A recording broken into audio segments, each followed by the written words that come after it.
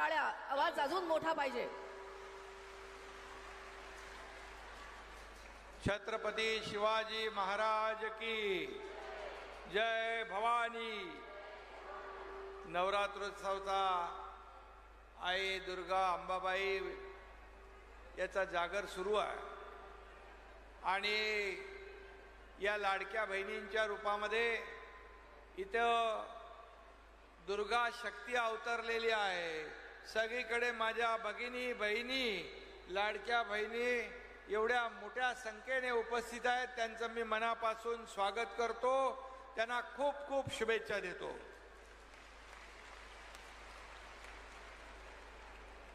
आणि आपला महाराष्ट्र राजमाता जिजाऊंचा, क्रांतीज्योती सावित्रीबाई फुलेंचा, पुण्यश्लोक अहिल्यादेवींचा आणि म्हणून अहमदनगरचं नाव आपण अहिल्यादेवी नगर केलं आणि परवा केंद्र सरकारने पण त्याच्यावर शिक्कामोर्तब केलं.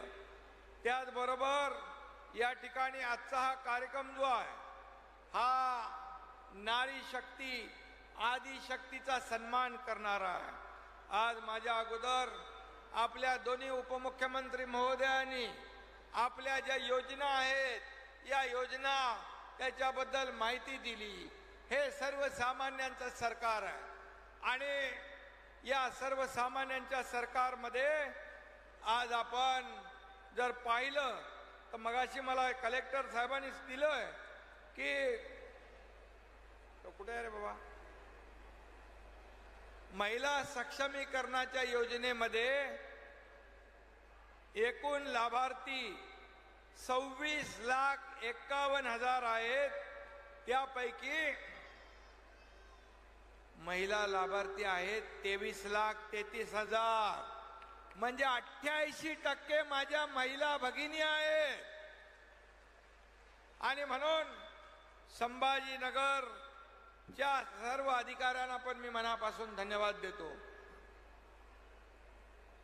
हे मुख्यमंत्री माझी लाडकी बहीण योजना या ठिकाणी सुरू केल्यानंतर या विभागाने माझी आपली छोटी बहीण आदिती तटकरे, त्यांचा विभाग अनुप कुमार असतील, या सर्वांनी या ठिकाणी एवढ्या जलद गतीने ही योजना सुरू केली की विरोधकांना देखील प्रश्न पडला. त्या अगोदर म्हणत होते की पैसे येणार नाहीत, ही चुनावी जुमला आहे, ही फसवी योजना आहे. आणि जसे पैसे आले तसं म्हणायला लागले पैसे लवकर काढून घ्या, काढून घ्या, नाही तर सरकार काढून घेईल. अरे बाबा, हे देणारं सरकार आहे, हे घेणारं नाही. ही देना बँक आहे, ही लेना बँक नाही. पूर्वी होती. पूर्वीचं सरकार हप्ते घेणारं होतं. अगदी गृहमंत्री पण जेलमध्ये गेले. परंतु हे सरकार माझ्या बहिणींच्या खात्यात हप्ते भरणारं सरकार आहे. हा फरक आपल्या सरकारमध्ये आहे. कालच या ठिकाणी आमच्या आशाताईंनी सांगितलं, आशा भोसले आपल्या मुंबईमध्ये एका कार्यक्रमात आदरणीय प्रधानमंत्री महोदयांच्या कार्यक्रमामध्ये उपस्थित होत्या आणि आपल्या मराठी भाषेला अभिजात भाषेचा दर्जा देण्याचं काम मोदी साहेबांनी केंद्र सरकारने केलं आणि म्हणून आपण तो कार्यक्रम आयोजित केला होता. त्याच्यामध्ये आशाताईंनी सरकारच्या कामाचं कौतुक केलं.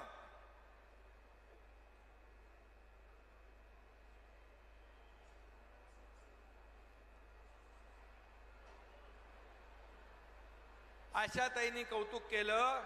म्हणाल्या खरं म्हणजे सरकारचं काम चांगलं आहे. त्याने पूर्वीची एक आठवण सांगितली की दिवसातून 2 वेळा देखील त्यांच्या परिवाराला, कुटुंबाला 2 दिवसाचं जेवण मिळत नव्हतं.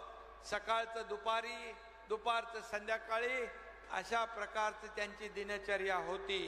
त्यांनी आठवण केली, हे 1,500 रुपये माझ्या सर्वसामान्य महिला भगिनींसाठी एक मदतीचा, हात देणारे 1,500 रुपये महिन्याला आहेत याचं सरकारचं कौतुक त्यांनी केलं. त्यांनी शाबासकी दिली आणि विरोधकांच्या देखील चांगली थोबाडात दिली लावून, एक ही मारा लेकिन सॉलिड मारा. आणि म्हणून आशाताईंचं पण मी मनापासून कौतुक अभिनंदन करतो, त्यांना धन्यवाद देतो. आदरणीय म्हणजे बघा, आशाताईंनी याला सर्टिफिकेट दिलं, तुम्ही तर अगोदरच दिलंय. मोदीजींनी देखील काल सांगितलं महिला सक्षमीकरणासाठी महाराष्ट्र हा देशाला दिशा दाखवणारं राज्य आहे. याच्यापेक्षा आपल्याला काय सर्टिफिकेट पाहिजे. आणि म्हणून ही योजना पहिली बंद पडावी म्हणून लोकांनी विरोधकांनी प्रयत्न केले. त्याच्यामध्ये अनेक सावत्र भावांनी खोडा घालण्याचा प्रयत्न केला. पण माझ्या लाडक्या बहिणींना मी सांगू इच्छितो, या दुष्ट सावत्र भावांना योग्य वेळी जोडा दाखवण्याचं काम आपल्याला करायचं आहे, हे आपल्याला मी या ठिकाणी सांगू इच्छितो. कारण ते म्हणाले 1,500 रुपये काय लाच देताय का, 1,500 रुपये काय महिलांना विकत घेताय का, 1,500 रुपये का भीक देताय का. अरे काय वाटेल ते तोंड आहे म्हणून काही बोलायचं. माझ्या या लाडक्या बहिणी लाखो करोडोंच्या संख्येने आज याचा लाभ घेत आहेत. आज काहीतरी मनाची नाही जनाची नाही मनाची तरी वाटली पाहिजे होती. या माझ्या लाडक्या बहिणी या खऱ्या अर्थाने सावित्रीच्या लेकी आहेत. हा दुर्गेचा अवतार आहे आणि यांच्या नादाला लागाल तर विरोधी पक्षाचं सगळ्यांचं डिपॉझिट गुल झाल्याशिवाय राहणार नाही, अशा प्रकारचा या ठिकाणी मी विश्वास व्यक्त करतो. खरं म्हणजे मगाशी देवेंद्रजींनी सांगितलं की काही लोक कोर्टात गेले, मुंबई उच्च न्यायालयामध्ये गेले. मुंबई उच्च न्यायालयाने आमच्या लाडक्या बहिणींच्या बाजूने निर्णय दिला आणि त्याला मारला चपराक दिली, त्याचं याचिका फेटाळून लावली. नंतर नागपूर हायकोर्टामध्ये कोणीतरी गेला, काँग्रेसचा अडपल्लेवार का काय होतं वडपल्ली काय अनिल वडपल्लीवार हा काँग्रेसचा कार्यकर्ता, तो नागपूरमध्ये गेला. बघा, एक तर बदनाम करायचं, दुसरं कोर्टात जायचं. अरे माझ्या लाडक्या बहिणींच्या मुलांच्या तोंडातला घास हिरावून नेण्याचं काम पाप तुम्ही करताय. कुठं फेडाले पाप. कोविड मध्ये तुम्ही खिचडीमध्ये पाप केलं, बॉडी बॅग मध्ये पाप केलं. आता इथं तरी सोडा. आपला आनंदाचा शिदा दिवाळीला गणपतीला देतो आपण, त्याच्यात पण कोर्टात गेले. अरे कुठं फेडणार हे पाप. आणि म्हणून आज मी आपल्याला सांगतो की हे देणारं सरकार आहे, ही देण्याची आमची नियत आहे. आणि म्हणून पहिल्या दिवसापासून आम्ही सांगितलं ही योजना कुणाचाही बाप आला तरी बंद होणार नाही, हा विश्वास या ठिकाणी व्यक्त करतो.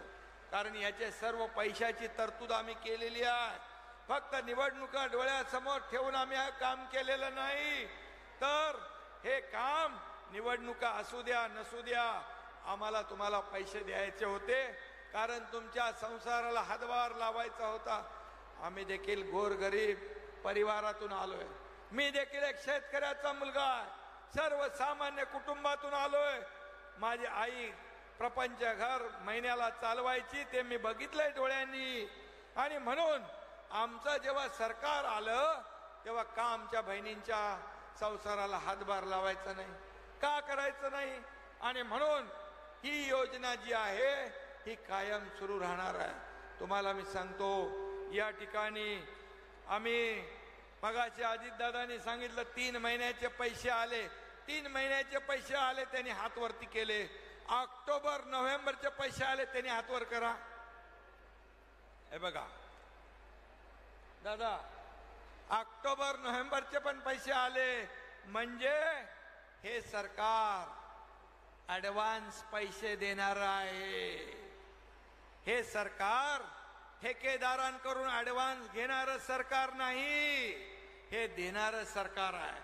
अरे कोणीतरी म्हटलं असतं चला ठीक आहे आता ऑक्टोबर नोव्हेंबर तर पुढं आहे, आता कशाला द्यायचे.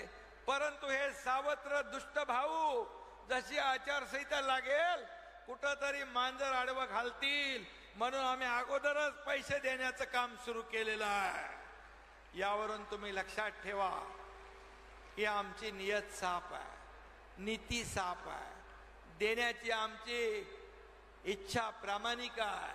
आणि म्हणूनच ही योजना मुख्यमंत्री माझी लाडकी बहीण योजना असेल, लेक लाडकी लखपती योजना असेल, मुलींचं उच्च शिक्षण मोफत देणारी योजना असेल, पिंक रिक्षा देणारी योजना असेल, अशा एसटी मध्ये मगाशी देवेंद्रजींनी सांगितलं 50% आपण सवलत देतो. या अशा अनेक योजना ज्या सवलतीच्या आहेत, या सवलतीच्या योजना आपण का देतोय लाडक्या बहिणींना.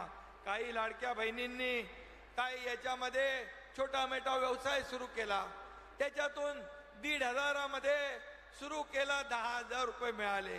3,000 रुपयामध्ये आणखी व्यवसाय मोठा केला, 20,000 रुपये मिळाले. तुम्हाला मी एवढंच सांगतो, मी जास्त काय बोलणार नाही, पण आपल्याला मी सांगतो तुम्ही जशी सरकारची ताकद वाढवाल, अजितदादा एकदम रोखठोकपणे सांगतात की योजना चालू करायची ठेवायची असेल तर तुम्हाला काय केलं पाहिजे. पण मी तुम्हाला सांगतो ही योजना कायम सुरू राहणार.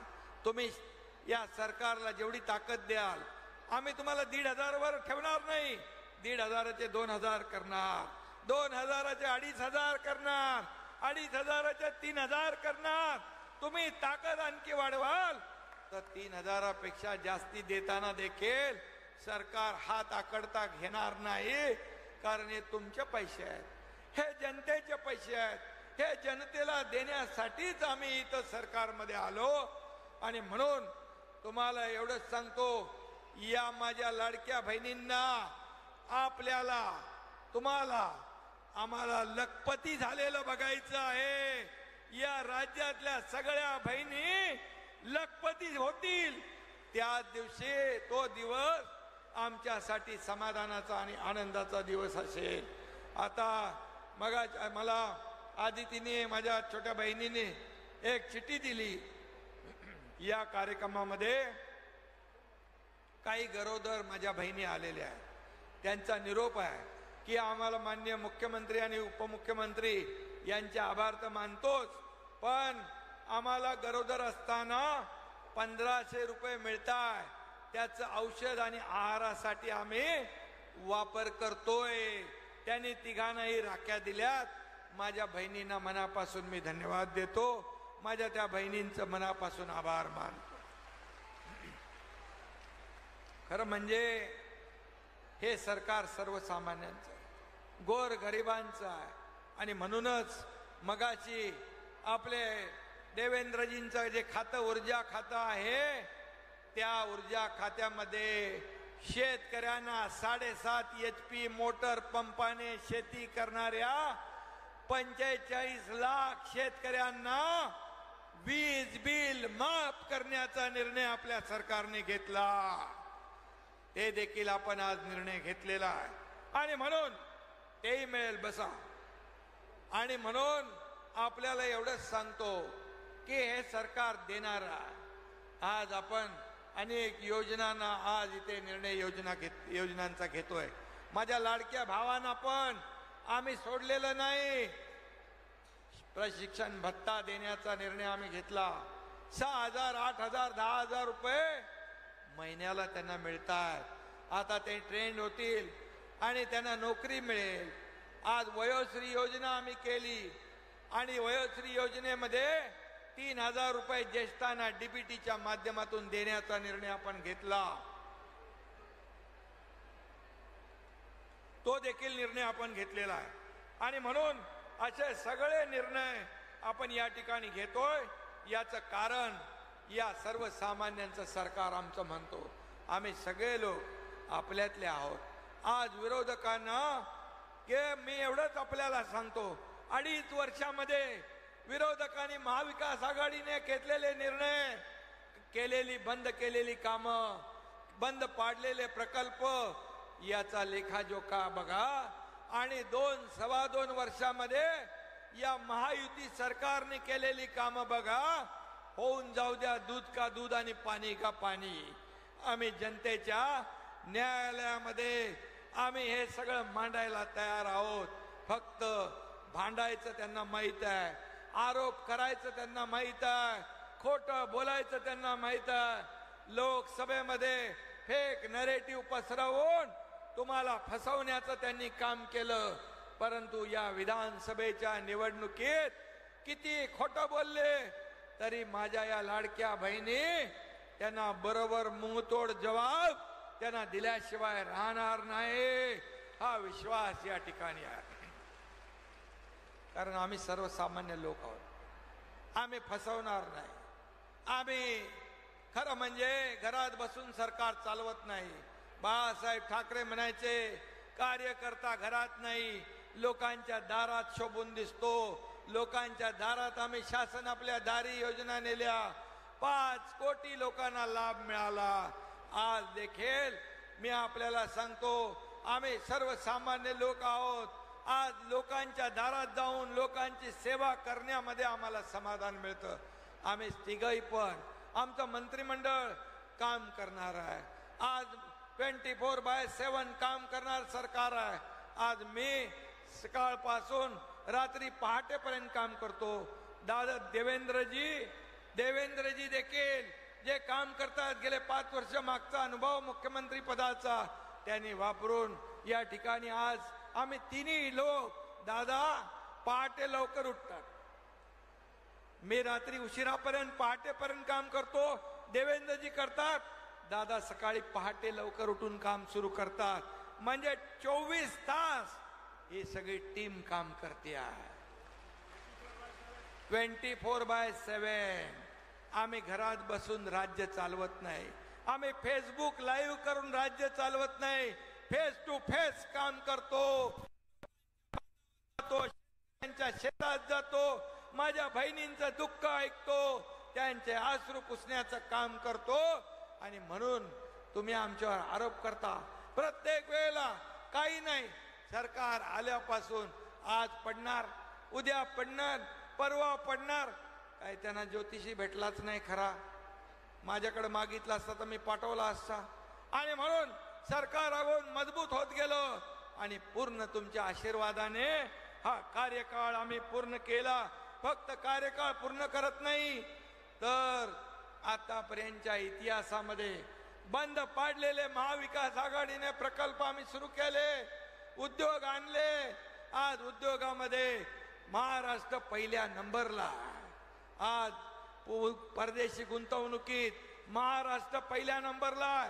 आज संभाजीनगरला देखील करोडो रुपयांचे उद्योग या ठिकाणी येत आहेत. समृद्धी हायवे इकडे झालेला आहे. आणि म्हणून मी आपल्याला एवढंच सांगतो की ज्या योजना आम्ही सुरू केल्यात, या योजना कधी बंद पडणार नाही. आपल्या आशीर्वादाने 2.5 कोटी माझ्या बहिणींच्या खात्यात हे पैसे देणं सुरू झालं.